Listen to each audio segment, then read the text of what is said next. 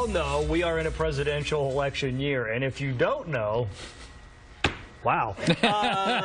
But with that comes a lot of conversations among friends, family, coworkers. Yeah, it's a tricky situation. Corin's standing by with our trusty etiquette expert for tips on how to handle political discussions in the workplace. Yes, we have the lovely Rosalinda Randall with us this morning. And I love the fact that you are so open to talking about anything, any and everything that there could possibly be a situation for the use of etiquette. This is going to be a huge situation. We're about 74 days from the election. Yes. And you're saying where you are, peace of mind has a lot to do with how you lead into these situations. Most definitely. I mean, if you're hungry, if you're angry, if you just heard something online and you're coming in attack mode, or you're on a mission to convert, those aren't really a great way to start a conversation with a coworker. You're already amped up and not open.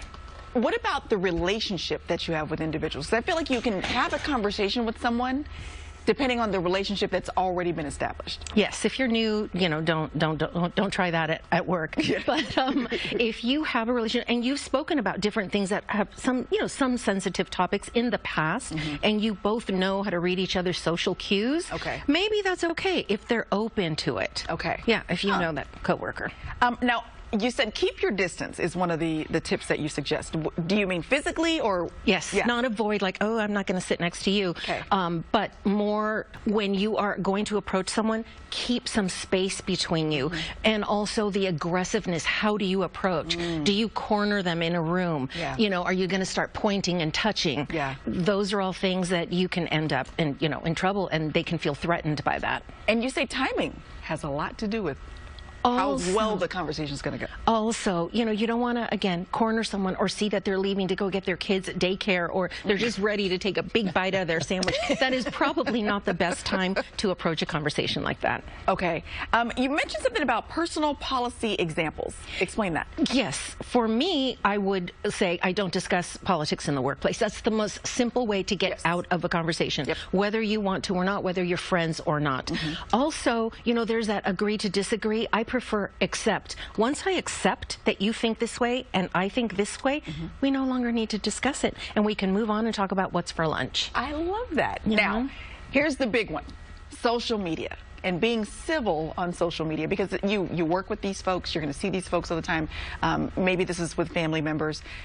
You kind of consider social media as your personal space. Yes. But you also have people who are your friends or your followers, so they are in your space.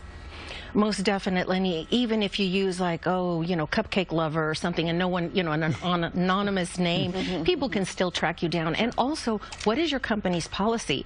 Federal and state and county have different policies for their employees than a private sector company. So be sure to do that. And also, you can, even though it's on your own time, if it's hateful, if it's threatening, you can be called in.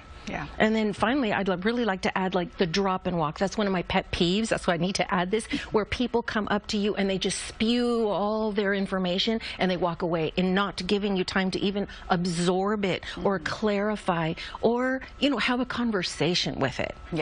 That to me is one of the least effective ways to communicate. And communicating, you're so good at. She is the author of Don't Burp in the Boardroom. So gauche. All the details for Rosalinda Randall to our website, gooddaysacramento.com, under show info and today's date. Thank you so much for coming in this morning. Thank you. Always a pleasure. Always. Likewise. Always. Thank you. Seriously. Always a good time. It's a game where we test our